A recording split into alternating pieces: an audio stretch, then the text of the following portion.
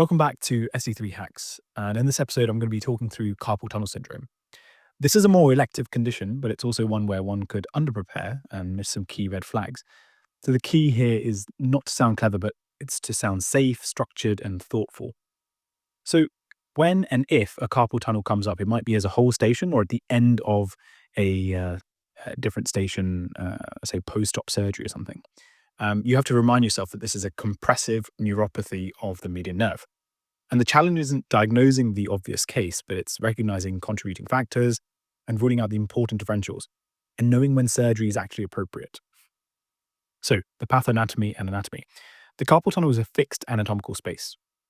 Radially, it's bounded by the scaphoid tubercle and the trapezium, and on the ulnar aspect, it's bound by the pisiform and the hook of hamate.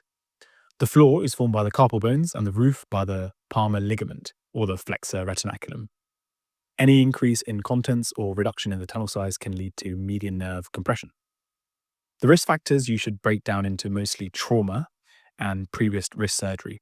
There are also systemic conditions, which you can remember by the phrase, rheumatoid doctors always have patients suffering. Rheumatoid arthritis, doctors for diabetes, always for acromegaly, have for hypothyroidism, patients for pregnancy, and suffering for previous surgery. The key concern here is progressive median nerve compression, leading to permanent nerve damage if left untreated. So again, you should use a triple assessment approach with history, examinations, and investigations.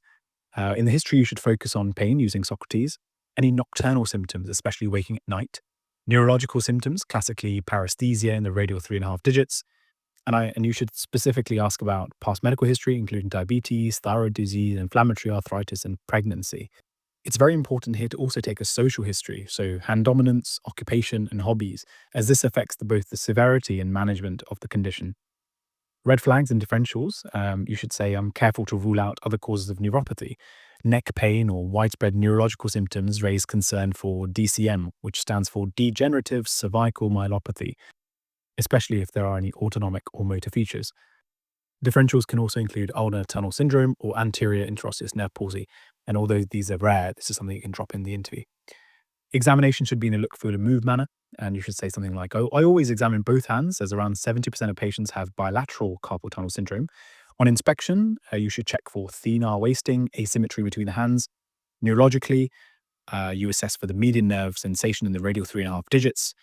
I also perform provocative tests such as Tinel's test, Phelan's test using palmar flexion, and Durkin's compression test, which is the most sensitive. And I keep an eye out for features suggesting a more central cause.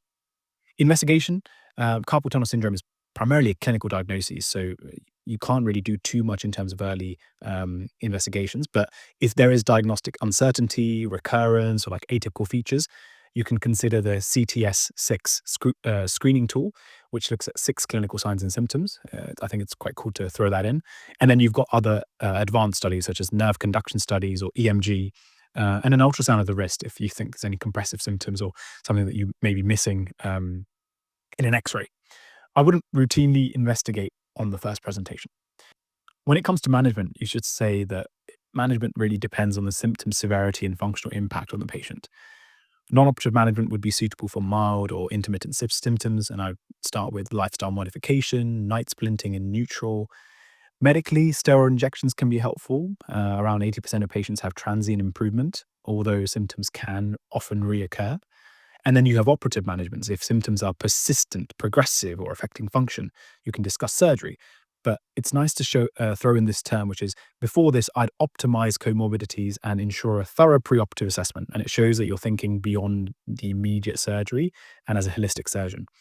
You consent the patient for an open or endoscopic carpal tunnel release, depending on local practice. Consent is done in line with Montgomery principles and ensure that informed consent is taken. Risks, again, are broken down into general surgical risks like pain, infection, bleeding, neurovascular injury, wound healing issues.